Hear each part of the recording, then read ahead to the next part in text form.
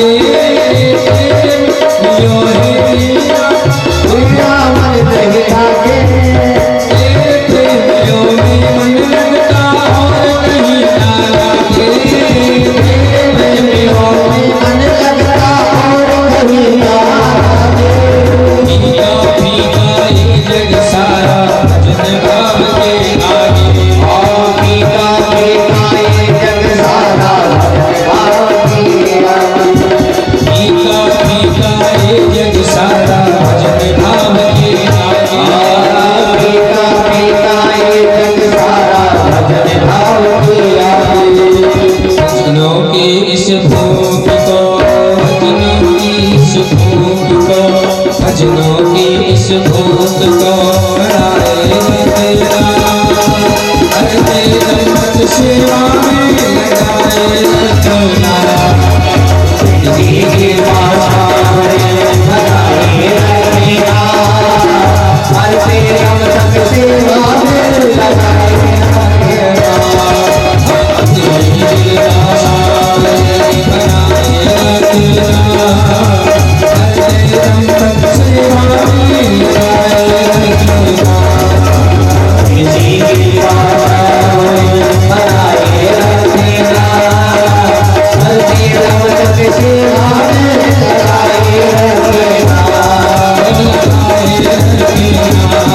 भराए रखना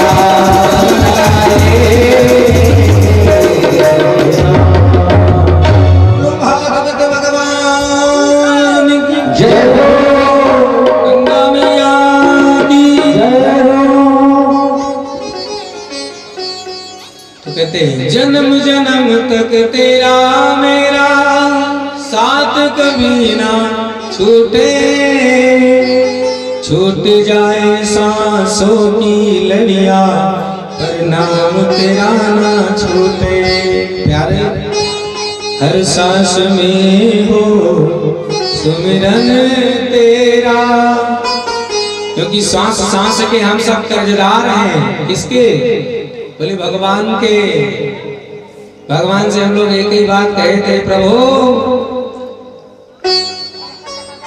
माँ के गर्भ में जब थे तो एक ही बात कहे प्रभु इस नरक से बाहर निकाल जाते ही हम आपका भजन करेंगे लेकिन यहाँ क्या कर रहे हैं जरा विचार करो अच्छा देखो एक दूसरे से लोग जब मिलते हैं तो ये कभी नहीं पूछेंगे कि कुछ भजन पूजन करते हो कि नहीं यही पूछेंगे क्यों इतने तुम कमजोर काहे हो रहे हो माता जी प्रणाम आओ आओ बेटा नारद बड़ी दिन बाद दिखाई पड़े नारद जी ने कहा क्या बताऊं मैया आजकल हम गृहस्थों के यहाँ जाना ही बंद कर दिए नहीं जाते क्यों माता जी ने पूछा क्यों नहीं जा रहे भले गृहस्थों में एक दूसरे में प्रेम नहीं रहा एक दूसरे को लोग लूटने में लगे प्रेम नहीं है इसलिए नहीं जा रहे तो माँ भवानी कह रही है हे नारद ये बात कहीं अलग करना लेकिन मेरे यहाँ नहीं करना क्योंकि प्रेम की बात कर रहे हो अरे प्रेम तो हमारे भोले बाबा हमसे इतना करते हैं कि जितना भजन करते हैं वो भी आकर हमें बता देते हैं देवी आज मैंने इतना माला जपा और तुम कह रहे हो गृहस्थों में प्रेम नहीं रहा अरे अगर प्रेम ना होता तो बताओ माता जी का वाहन क्या है शेर क्या है आप लोग नहीं बोलेंगे बोलो जय सिया राम एकादशी है महाराज मजबूरी है नहीं बोलेंगे माता जी का वाहन शेर और भोले बाबा का वाहन प्रेम की बात हो रही है यहाँ माता जी प्रेम की परिभाषा समझा दिया माता जी का वाहन शेर और भोले बाबा का वाहन क्या है नंदी बाबा नंदी बाबा बैल अच्छा एक मिनट विचार करो कि शेर बैल का दुश्मन है कि नहीं अगर शेर बैल को देखेगा औपचारिक भाषा में यहाँ दुनियादारी में तो खा जाएगा लेकिन माता जी कह रही है, हे नारद देखो वो शेर और बैल दोनों साथ में खेल रहे हैं। अच्छा भोले बाबा के गले में क्या है? भुजगेंद्रहार, बड़े बड़े भुजंगों का हार पहनने वाले भोलेनाथ। भोले बाबा के गले में है भुजंग, और भोले बाबा के छोटे बेटे का वाहन क्या है मैया?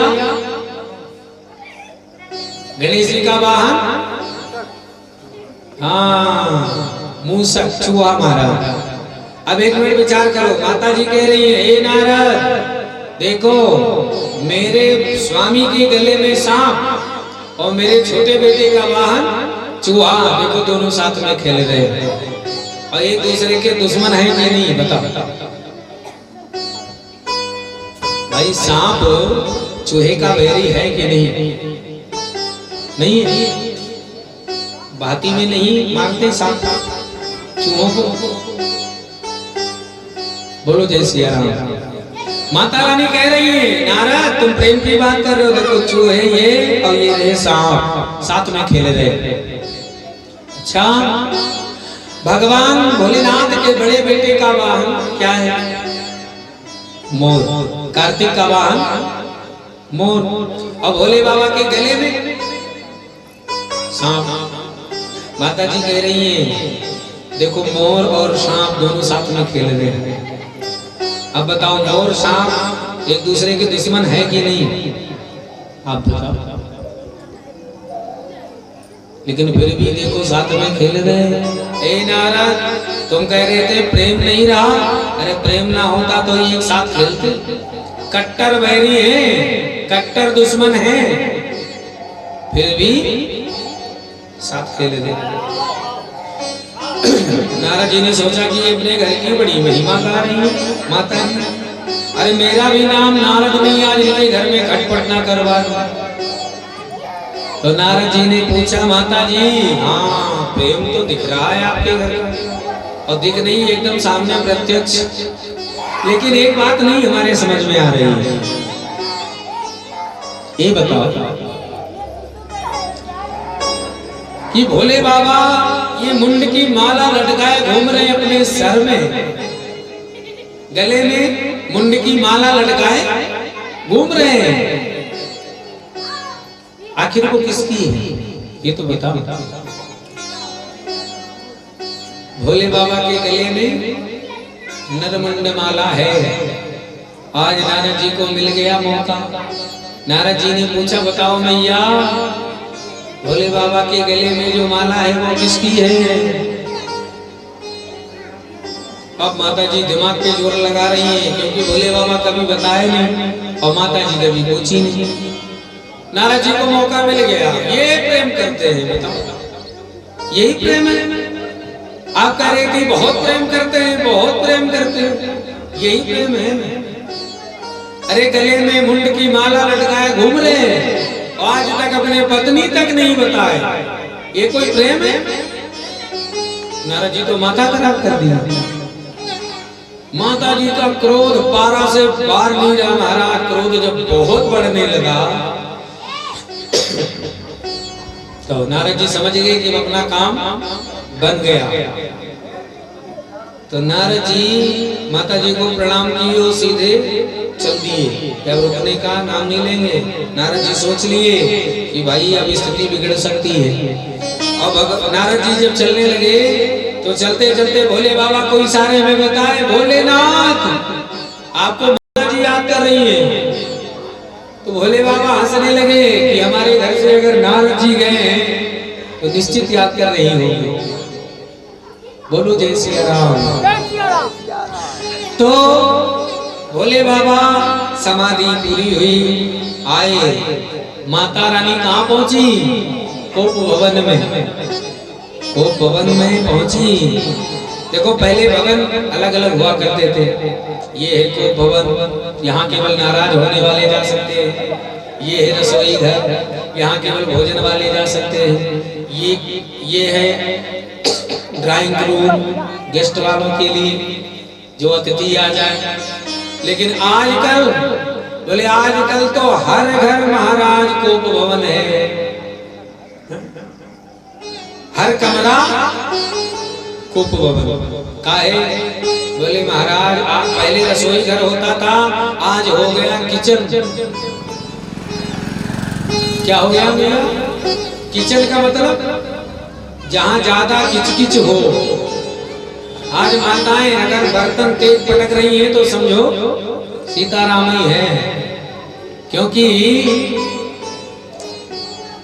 इंग्लिश जो है अंग्रेजी वो ना स्त्रीलिंग में। भोले बाबा ने कहा मैंने बता भी दिया, महाकपटी कैसे बन गया? माता रानी ने कहा एक बात बताओ सरकार, मैं इतनी बार पैदा हुई, इतनी बार मरी, तब तो मेरा गला मिला। सर कहां से मिला? जब मैं मरी तभी तो मिला। और एक बात बताओ, क्या आप एक बार भी नहीं मरे? आप हमेशा अमरनाथ बने रहे। तब भोले बाबा कहते हैं देवी हाँ, अपने राम अमर हो गए। क्यों? क्योंकि मैंने अमर कथा सुन लिया है, और जो अमर कथा सुन लेता है उसका मरना बंद हो जाता। तो माँ भवानी कह रही है कितनी गलत बात। बताओ पत्नी मर रही है, जी रही है, और पति देव अमर है, ये गलत है कि नहीं? भोले बाबा से निवेदन किया माता रानी ने, बोले ना हमें भी वो अमर कथा सुनना है, आप हमें सुनाओ। भोले बाबा ने कहा देवी वो साधारण कथा नहीं है, ये कथा जो सुन लेता है वो अमर हो जाएगा, कोई दूसरा ना सुन ले। माता रानी ने कहा चलो चलते हैं कैलाश के उच्च शिखर पे। भोले बाबा को मां भगवती लेकर के गई कैलाश पर्वत के ऊंचे शिखर पे, और जब डमरू बजाए भोले बाबा तो जितने जीव जंतु कीट पतंग थे सब पलायन कर गए, सब भाग गए। एक सुग्गा का अंडा केवल पड़ा रह गया, बाकी सारे जीव जंतु सब पलायन कर गए। भोले बाबा ने कहा देखो देवी, अगर हमारी कथा में तुम हुकारी भरोगी तब हम तुम्हें कथा सुनाएंगे, और हुकारी नहीं भरोगी तो हम कथा नहीं सुनाने वाले। माता रानी तैयार हो गई, नहीं महाराज हम हुकारी भरेंगे, आप शुरू करो। क्योंकि भोले बाबा जब कथा सुनाते हैं तो आंख बंद करके उस लीला का दर्शन करते रहते हैं। और भोले बाबा जब आंख बंद करके कथा सुना, और माता जी न जाने कब समाधि लग जाए निद्रा देवी का भरोसा। इसलिए भोले बाबा पहले ही पक्का कर लिए कि हुकारी भरो तब हम सुनाओ, और नहीं भरोगी तो फिर सीताराम अपने राम नहीं सुनाएंगे। माता जी ने कहा हम हुकारी भरेंगे महाराज, आप शुरू करो। भोले बाबा प्रारंभ किए भगवान की कथा। दसम स्कंध में जब पहुंचे भोलेनाथ तो विभूति योग का वर्णन करते हुए उपदेश दे रहे थे उद्धव कृष्ण संवाद। उसी समय माता भगवती को नींद आ गई। मैया बोलो जय सिया राम, और धीरे से बोलो जय सिया राम। उसी समय जब नींद आई और भोले बाबा की कथा चलती गई, और ये जो सुग्गा का अंडा पड़ा हुआ था पीछे, माता जी ने देखा तो देख करके अनदेखा कर दिया कि इसका तो जन्म ही नहीं हुआ, अभी अंडा स्वरूप में इसको पड़े रहने दे। कथा सुनते सुनते महाराज उस अंडे में जान आ गई, और जान ही नहीं आई अपने स्वरूप में परिणित हो गया। अब जब स्वरूप में आया तो हुकारी माता रानी भर रही थी, तो तोताराम जी सोचे कि अगर हुकारी बंद हुई तो कथा बंद हो जाएगी, क्योंकि भोले बाबा कहे थे कि हुकारी नहीं भरोगी तो हम नहीं सुनाएंगे। तो वो तोताराम जी हुकारी भरना शुरू किए। जब हुकारी भरने लगे तो भरते भरते महाराज जब पूरा कथा विराम हुआ, द्वादश स्कंद विराम हुआ, भोले बाबा जयकारा लगाए, बोलो कृष्ण कन्हैया लाल की जय हो, भागवत भगवान की जय हो। तब माता जी की नींद खुली। माता जी ने कहा फिर क्या हुआ महाराज? भोले बाबा ने कहा हमने पूरी कथा सुना दी और फिर भी आप कह रहे हो फिर क्या हुआ? अरे आप थी कहाँ ये तो बताओ। माता जी ने कहा महाराज हमें नींद आ गई थी इसलिए हम सो गए थे। तो भोले बाबा ने सोचा कि तुम सो गई ठीक है, लेकिन ये होकारी कौन भर रहा था ये तो पता लगा। वो अमर हो गया। पीछे घूम करके देखे तो तोता राम जी अभी भी होकारी भर रहे हैं। तुरंत भगवान भोलेनाथ ने अपना त्रिशूल छोड़ दिया, जाओ जाकर इसको मार दो। त्रिशूल चला, तोताराम जी भगे। भगते भगते महाराज कृष्ण द्वैपायन वेद व्यास जी की पत्नी का नाम था वितिका। श्रृंगार कर रही थी। श्रृंगार करते हुए देवी को जमुई आई, और जब जमुई आई तो मुख द्वार खुला। अब जब मुख खुला तो तोताराम जी उसी मुख द्वार से सीधे गर्भ में पहुंचे। अब जब गर्भ में पहुंचे तो त्रिशूल बाहर ही खड़ा हो गया, क्योंकि आप अपराधी को ही तो मार सकते हो। भोले बाबा वहीं प्रकट हुए, त्रिशूल से पूछे भैया तुम रुके क्यों? त्रिशूल ने कहा सरकार वो तो किसी के गर्भ में चला गया। अच्छा, इतने में व्यास जी घूमते हुए आ रहे थे। व्यास जी पहुंचे, भोले बाबा को किया प्रणाम। भोलेनाथ प्रणाम। अरे आप क्यों कष्ट किए, हमें बुला लेते हम ही आ जाते। भोले बाबा ने कहा और सब बात बाद में करेंगे, तुम अपने घर में से सबसे पहले चोर को बाहर निकालो। तुम्हारे घर में चोर घुसा है। व्यास जी हंसने लगे कि भोले बाबा के यहाँ से चोर चोरी करेगा क्या? क्योंकि भोले बाबा का जो आभूषण है वो सब क्या है? बोले भुजगेंद्रहार, भुजंगों को ही आभूषण बना रखा है। तो किस चोर की मजाल है महाराज की जो चोरी कर ले? व्यास जी हंसने लगे। भोले बाबा कह रहे हैं अरे व्यास जी उसने धन दौलत की चोरी नहीं की है, उसने अमर कथा की चोरी की है, और मैं उसे मार दूंगा। बाहर निकालो। व्यास जी ने निवेदन किया, भोलेनाथ एक निवेदन करें बताओ। व्यास जी ने कहा वो अमर कथा सुन लिया? बोले हाँ सुन लिया। तो व्यास जी ने कहा फिर वो मरेगा कैसे? भाई जिसने अमर कथा सुन लिया वो तो अमर हो ही गया। फिर भी आप कह रहे हो कि मैं उसे मार दूंगा। आप सामर्थ्यवान हो, मार दोगे मैं जानता हूं, लेकिन फिर अमर कथा का महत्व क्या रह जाएगा कि अमर कथा सुनने वाला भी मारा गया। तब भोले बाबा को याद आया कि होई सोई जो राम रचिरा था, होई जो राम रचिरा, होई वही सो राम रचिरा, होई वही सो राम रचिरा, तो मेरी तरह बड़ा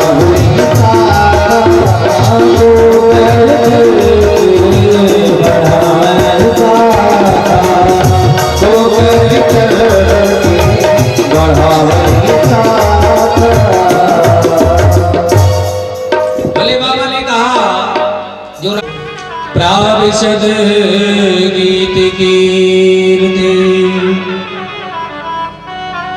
चेला श्लोक गाया, भगवान के स्वरूप का वर्णन किया। भगवान का स्वरूप कितना सुंदर। बोले बाबा जो संसार को रचने, ये संसार जब इतना सुंदर लग रहा है तो संसार को बनाने वाला कितना सुंदर होगा, ये हम आप विचार करें। इसकी रचना इतनी सुंदर, वो कितना सुंदर हो। मोर मुकुट धारण किए हुए, गैया चराते हुए, बंसी बजाते हुए वृंदारण्य में प्रवेश पा रहे हैं। ऐसा स्वरूप श्री सुखदेव जी के कान में जब ये बात पड़ा तो समाधि खुल गई। सोचा कि इतना सुंदर तो कोई हो ही नहीं सकता, और अगर दुनिया में इतना सुंदर कोई है तो चल करके हम इसका दर्शन करेंगे। लेकिन जो स्वरूप से सुंदर हो, वो स्वभाव से भी सुंदर हो, इसकी कोई गारंटी नहीं है। भाई स्वरूप से सुंदर होना अलग बात है, लेकिन स्वभाव सुंदर भी होना जरूरी है। तो दूसरे चेले ने दूसरा श्लोक गाया, इसमें भगवान के स्वभाव का वर्णन है। भगवान का स्वभाव कैसा है? बोले अहोवतीयं स्तनकालकोटं जिघांसयापा ययदापि साध्वी लेवे गतिं धातृचितां ततोऽन्यं कम्बागालुं शरणं मृजेम। दूसरा चेला गा रहा है, इसमें भगवान के स्वभाव का वर्णन है। भगवान का स्वभाव कैसा है? बोले जन अवगुण प्रभु मान न काओ, जन अवगुण प्रभु मान न काओ,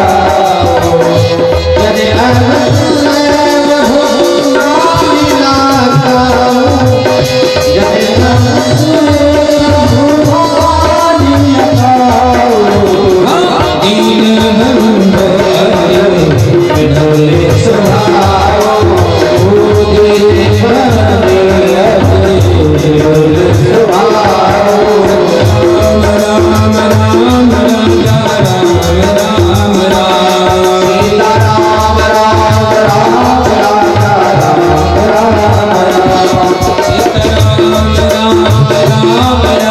काओ, जन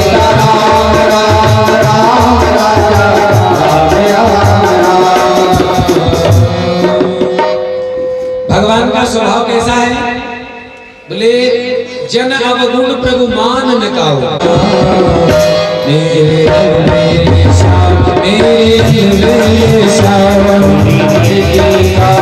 हो खुला, मेरे श्याम मेरे श्याम मेरे श्याम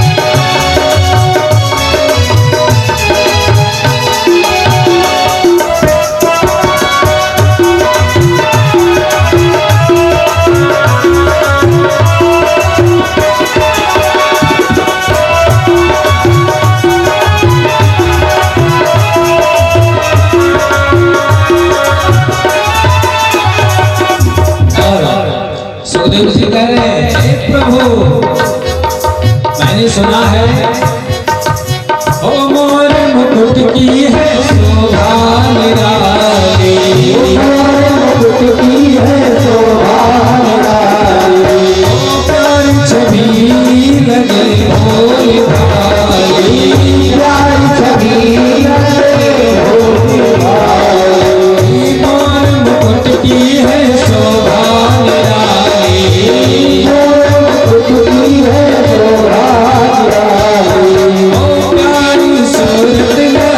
Oh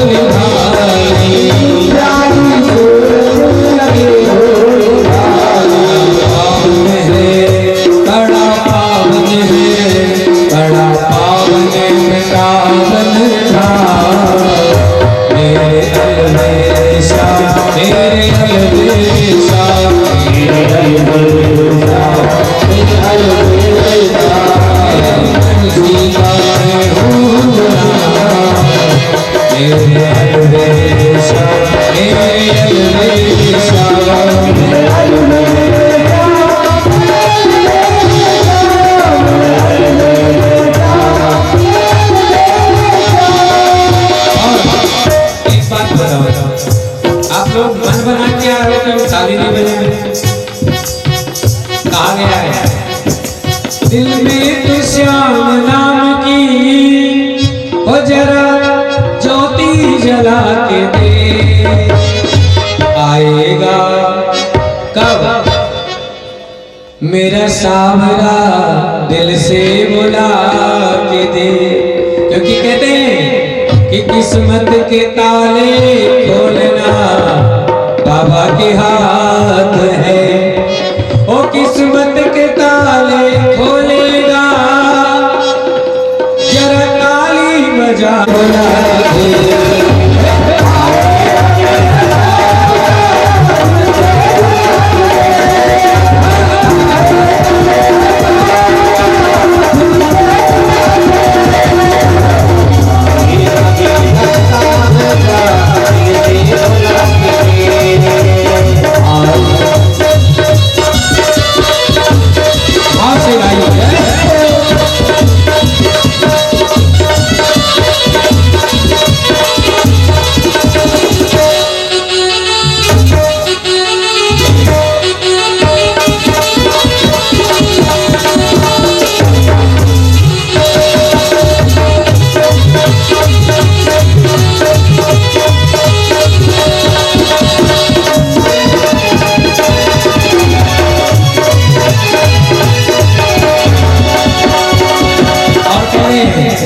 बड़ा प्यारा भाव है।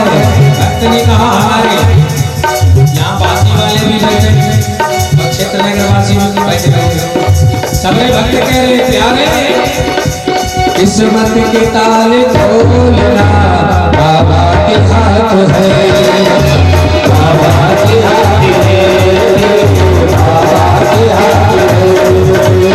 किस्मत के ताले खोलेगा, किस्मत के ताले खोलेगा, किस्मत के ताले खोलेगा, किस्मत के ताले खोलेगा, ताली बजा के दे।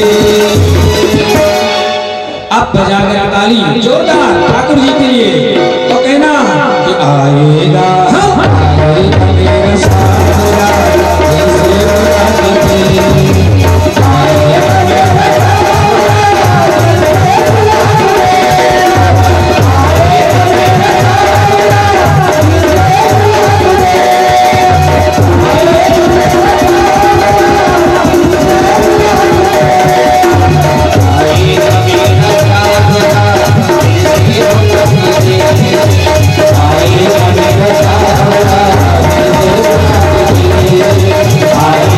मेरा सावरा दिल से बुला के दे, सदगुरुदेव भगवान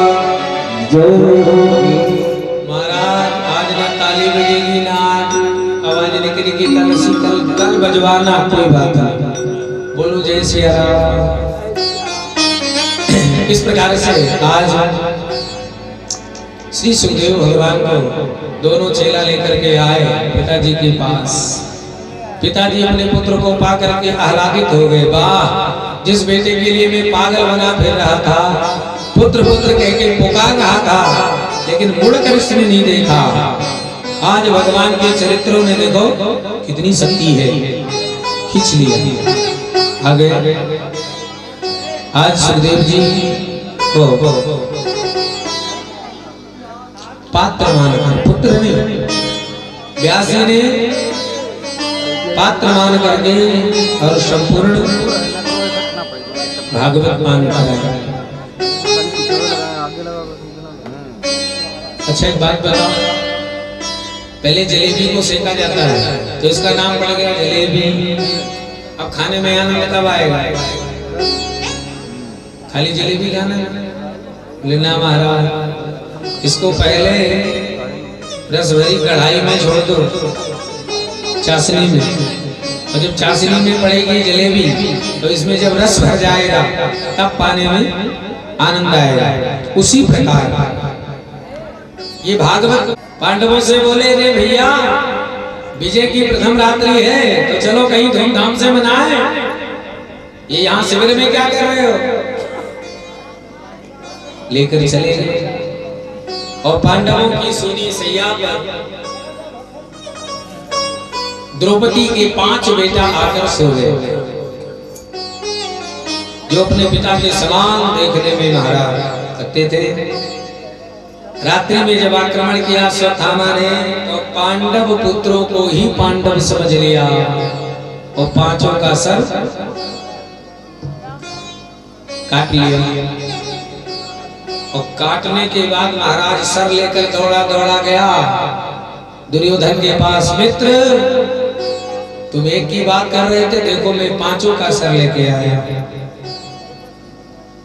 दुर्योधन भी प्रसन्न हो गया,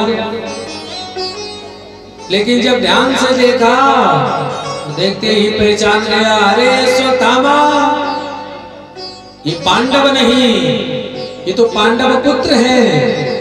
इनको मारकर तो तूने मुझे पानी देने वाला नहीं छोड़ा, इनसे हमारा क्या भय था। इतना कहकर दुर्योधन का भी प्राणांत हो गया। इधर जब इस घटना का पता चला, भगवती द्रौपदी को अत्यंत चीत्कार कर उठी, विलाप करके रोने लगी। माता शिशूना निधनं सुताना निशम्य घोरं परितप्यमाना तदा रुदगवास्पकलाकुलाची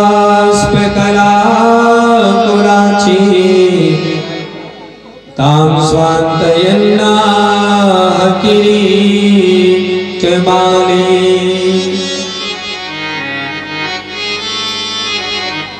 द्रौपदी की इस व्यथा को देखकर अर्जुन ने गांडी उठाकर प्रतिज्ञा ले लिया।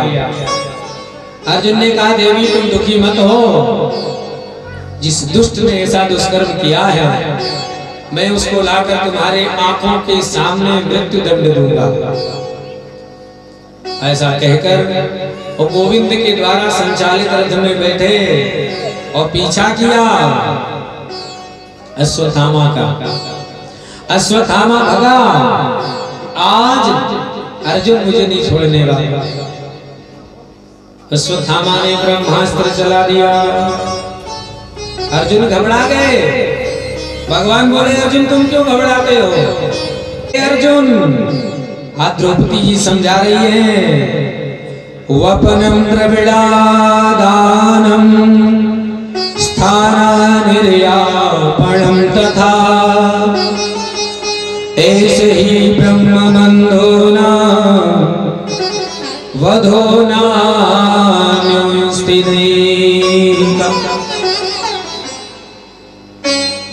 महाराज, आप गुरुदेव के एहसानों को क्या भूल गए? सरहस्यो धनुर्वेदा सविसर्गोपसंयमा। धनुर्विद्या में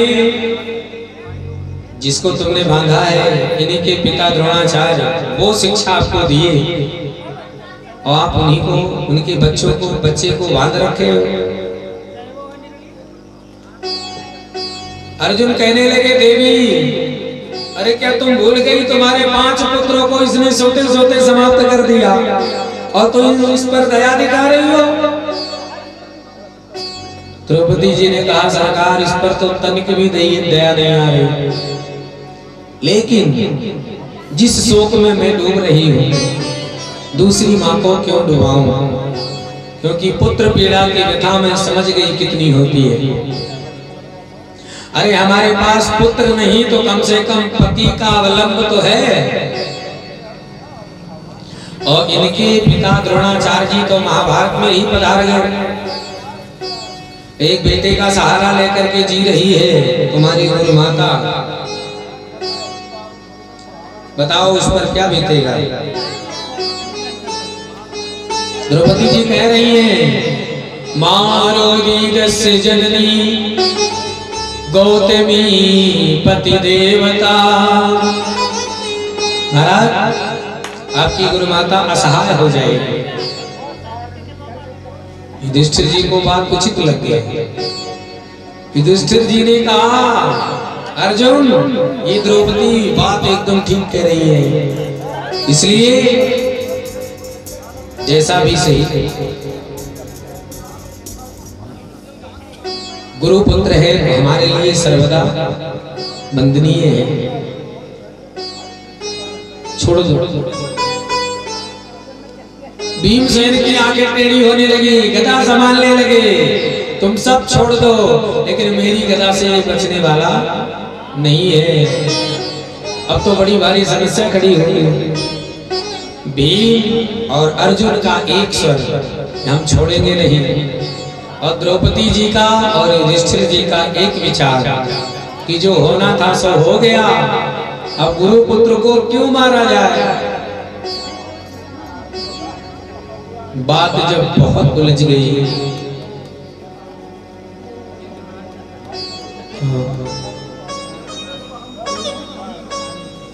अर्जुन दौड़े दौड़े गए भगवान के शरण में। भगवान दूर खड़े मंद मंद मुस्कुरा रहे हैं। भगवान सोच रहे जब हमसे कोई पूछ ही नहीं रहा तो अपने नाम काहे बोले भाई। अर्जुन गए भगवान के पास, प्रभु से पूछा, द्वारिकाधीश अब आप बताओ इस स्थिति में हमें क्या करना चाहिए।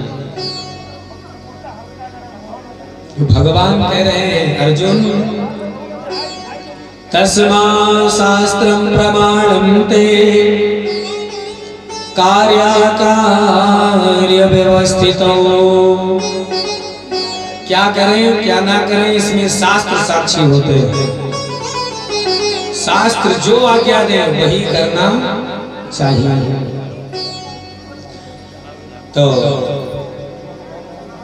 अर्जुन ने पूछा, महाराज आपका शास्त्र क्या कह रहा है इस स्थिति में जरा बताओ। तो भगवान ने कहा, अर्जुन शास्त्रों में लिखा है कि ब्रह्म बंधुर न हंतव्य आतताई बधारणा मयेवो भैमानाथम परिपायनुशासनम।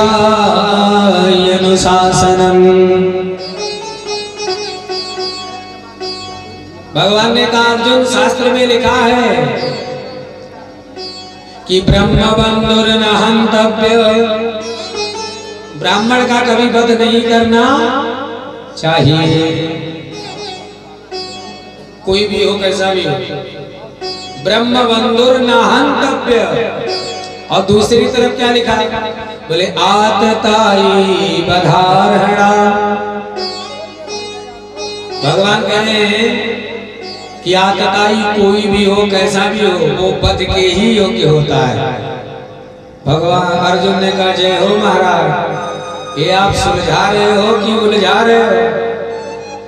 एक तरफ कह रहे हो कि ब्राह्मण का वध नहीं करना चाहिए, और दूसरी तरफ कह रहे हो कि आतताई कोई भी हो कैसा भी हो वो वध के ही योग्य होता है। तो मैं समझा नहीं। भगवान ने कहा, शास्त्र वाली बात हमने बताई, जो तुम्हारी इच्छा हो सो करो। तो अर्जुन भी भगवान के पक्के चेला है। गीता का ज्ञान भगवान ने कब दिया, जब अर्जुन ने कहा कि शिष्य स्नेहम साधिमाम त्वाम प्रपन्नम। प्रभु मैं आपका शिष्यत्व ग्रहण करता हूँ, आप मेरा मार्गदर्शन कराएं। देखो गुरुजी जब शिक्षा देते हैं, चेला को पढ़ाते हैं, तो समय पाकर परीक्षा भी लेते हैं कि ये चेला केवल रटता ही रहता है कि कुछ इसने अनुभव भी किया। तो महाभारत के प्रारंभ में भगवान ने उपदेश दिया था, गीता का ज्ञान दिया था, तो आज समापन में परीक्षा ले रहे हैं भगवान। अर्जुन को तुरंत सूत्र याद आ गया गीता के श्लोक। भगवान कह रहे थे, अर्जुन संभावितश्च चाकीर्तिर् मरणानतिरिच्यते।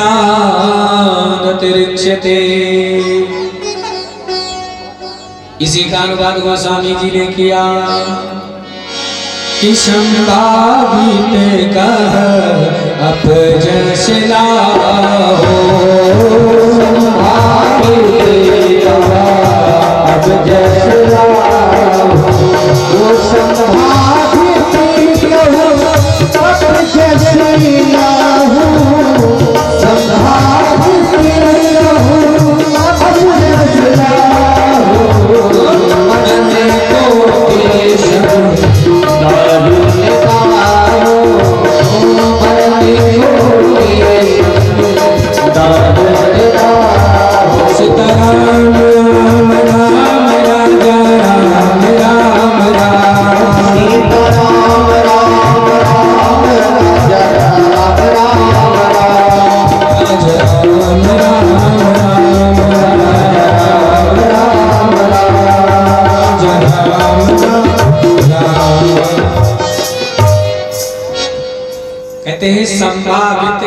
आप जस लाओ।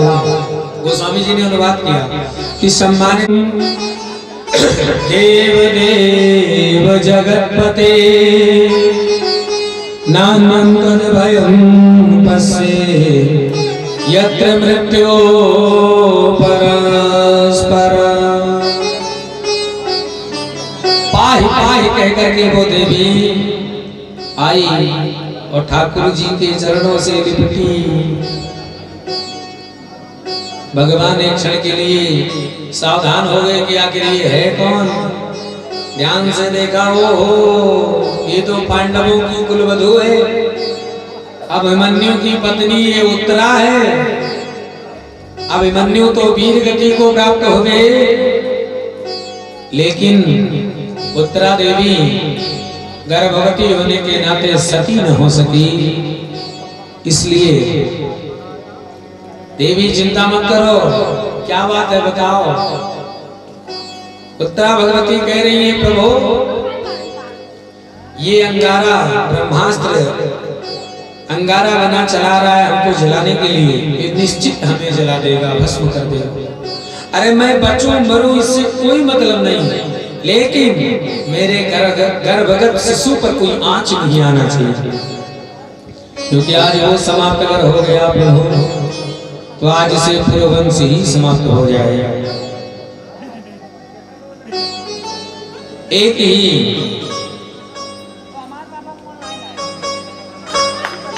कामं दहतमां नाथ मामे गर्भो निपात्यता। प्रभु मेरे गर्भगत शिशु की रक्षा करो। भगवान ने कहा, देवी चिंता करने की बात नहीं है। अंगूठे के बराबर नन्हा रूप बनाकर भगवान देवी उत्तरा के गर्भ में प्रविष्ट हो गए।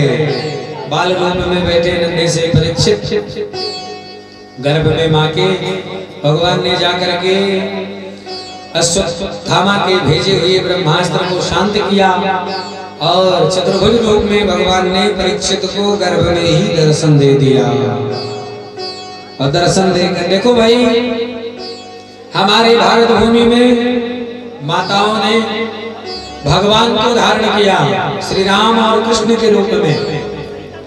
हमारे भारत भूमि में माताओं ने भक्तों को धारण किया ध्रुव और प्रहलाद के रूप में। लेकिन ऐसी भाग्यशालिनी माता कोई नहीं हुई जिसके गर्भ में भक्त और भगवान एक साथ पधारे हैं।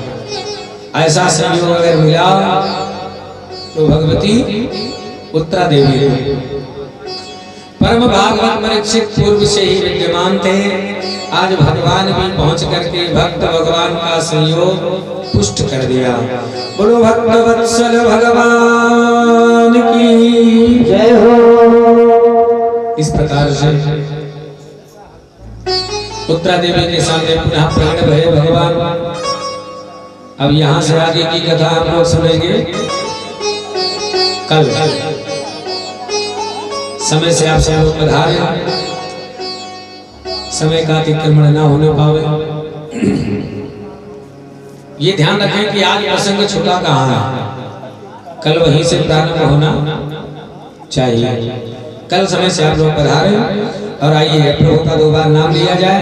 उत्तरा देवी स्तुति कर रही है भगवान की। राम नाम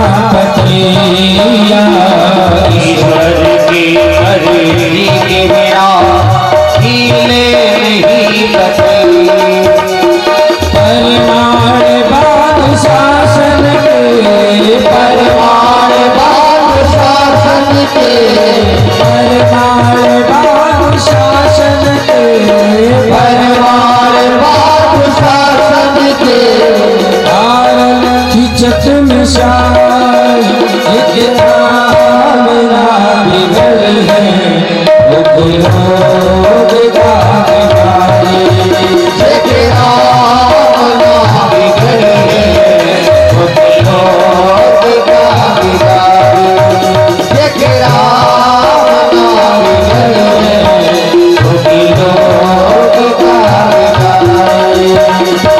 से गाइए बहुत सुंदर बात है।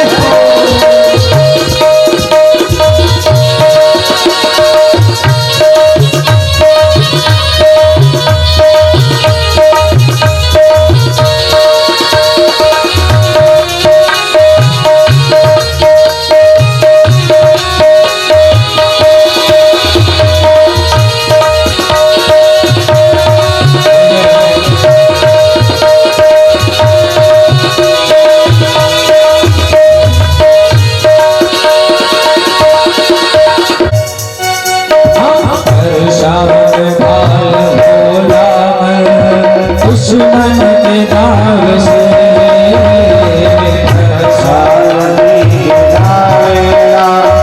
दुश्मन के हाथ से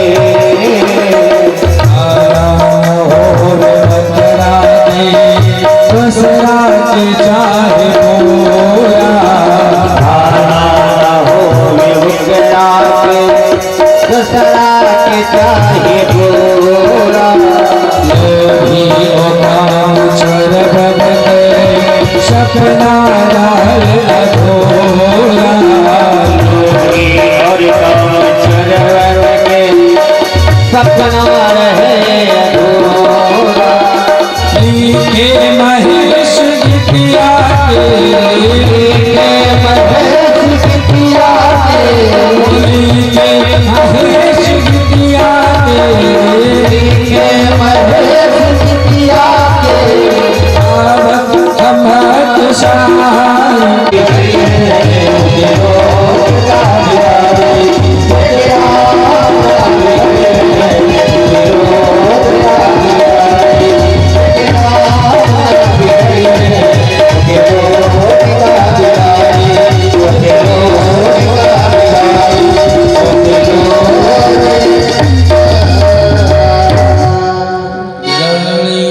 आइए हम सब अपने स्थान खड़े हो जाएं। आरती भागवत जी की और आरती के बाद प्रसाद। बोली श्री वाक्य बिहारी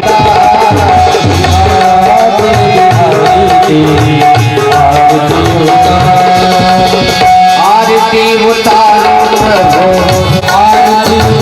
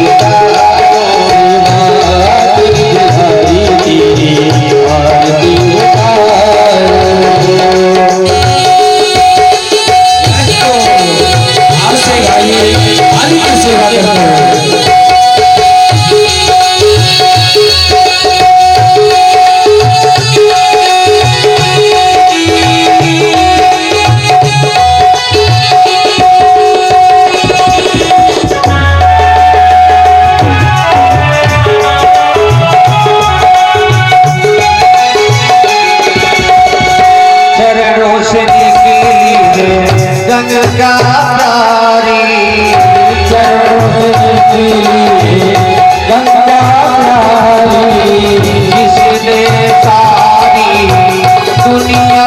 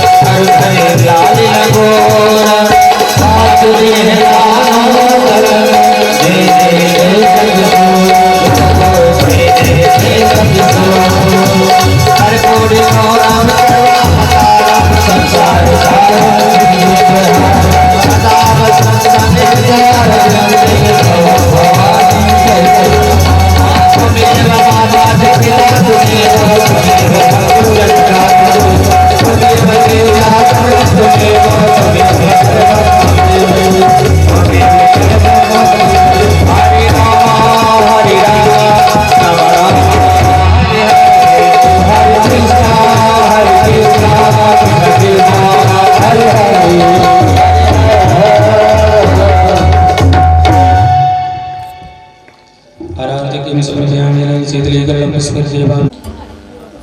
बोलो भागवत भगवान की। और जोरदार जयकारा लगाओ। धर्म की जय हो, अधर्म का विनाश हो, प्राणियों में सद्भावना हो, विश्व का कल्याण हो, गौ माता की जय हो, भारत माता की जय हो, अखंड भारत की जय हो, तो सनातन धर्म की जय हो, यजमान देव की जय हो, पूरे परिवार की जय हो, समस्त ग्राम क्षेत्र वासियों की जय हो। नमः पार्वती पते हर हर महादेव।